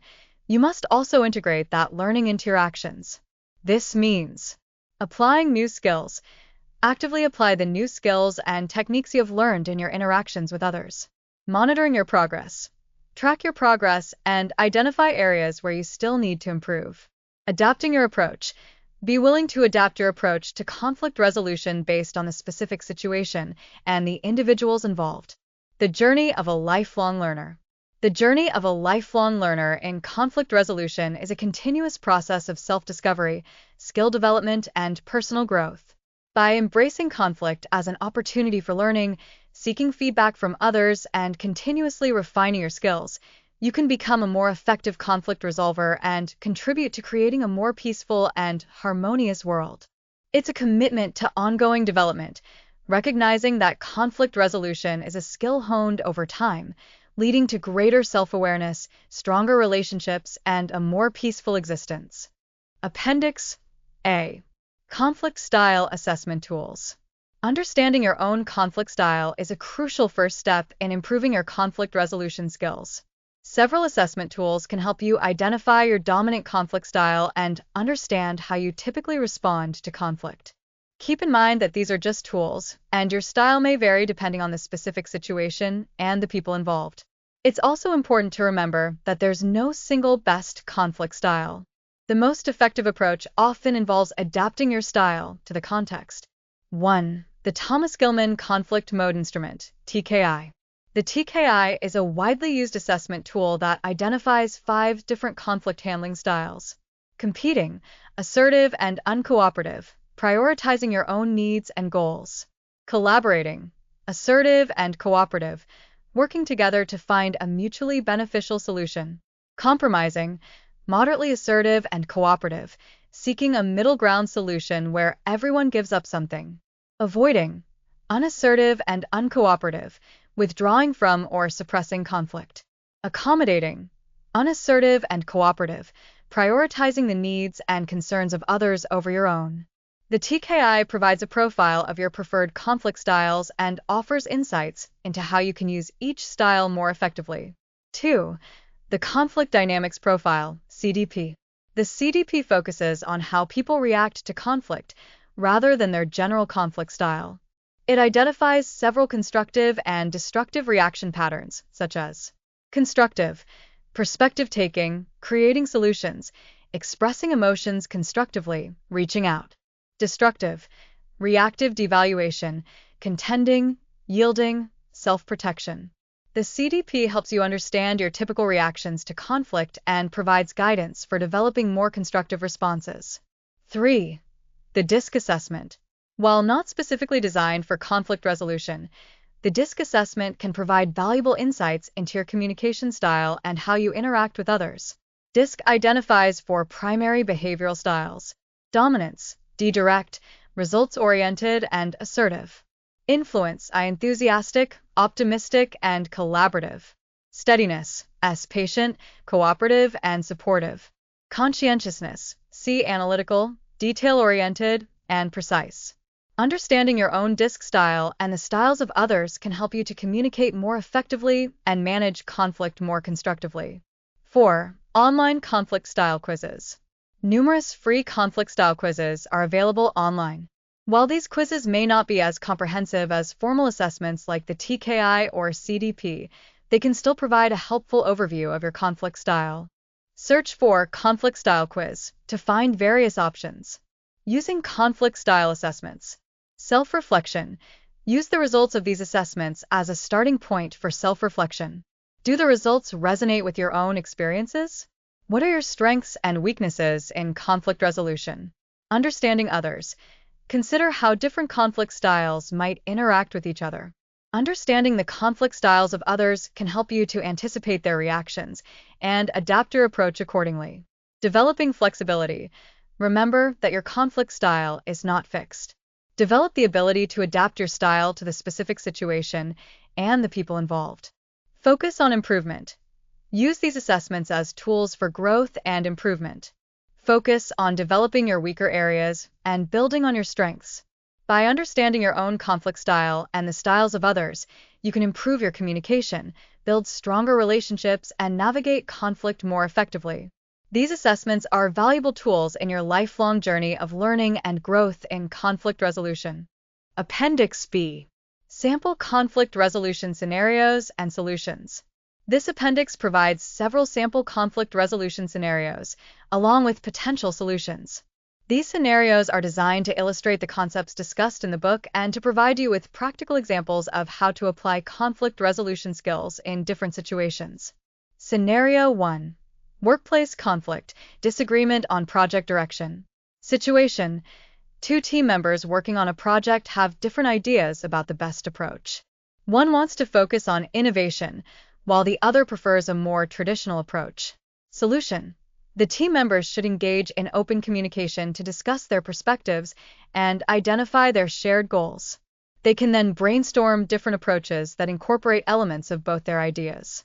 A collaborative approach, focusing on the project's overall success, is key. Scenario 2. Family conflict, disagreement about household chores. Situation. A parent and teenager are in conflict about household chores. The parent feels the teenager is not doing their fair share, while the teenager feels overwhelmed and underappreciated. Solution.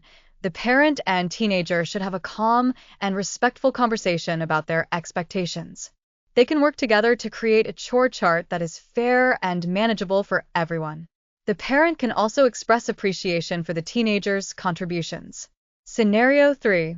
Community conflict, dispute between neighbors. Situation. Two neighbors are in a dispute about a fence that one neighbor built on what the other perceives to be their property line. Solution. The neighbors should first try to communicate directly and calmly about the issue. If they cannot reach an agreement, they may consider mediation. A mediator can help them to explore different options and reach a mutually acceptable solution. Scenario 4. Interpersonal conflict, misunderstanding between friends. Situation. Two friends have a misunderstanding that leads to hurt feelings and a breakdown in communication. Solution. The friends should take time to cool down and then communicate openly and honestly about their feelings. Active listening and empathy are essential for understanding each other's perspectives and repairing the relationship. Using I statements to express their feelings can be helpful. Scenario 5. Organizational conflict, disagreement between departments. Situation. Two departments within an organization are in conflict about budget allocation. One department feels they are not getting enough funding to meet their needs. Solution. Representatives from both departments should meet to discuss their budget needs and explore potential solutions.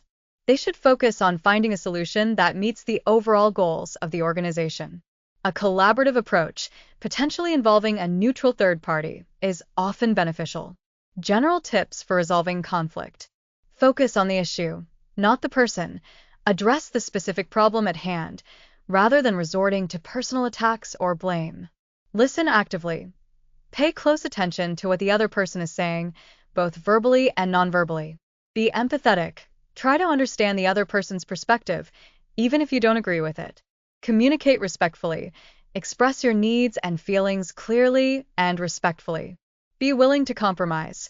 Finding a mutually acceptable solution often requires compromise from all parties involved. Seek help if needed. Don't hesitate to seek help from a mediator, therapist, or other professional if you are unable to resolve the conflict on your own.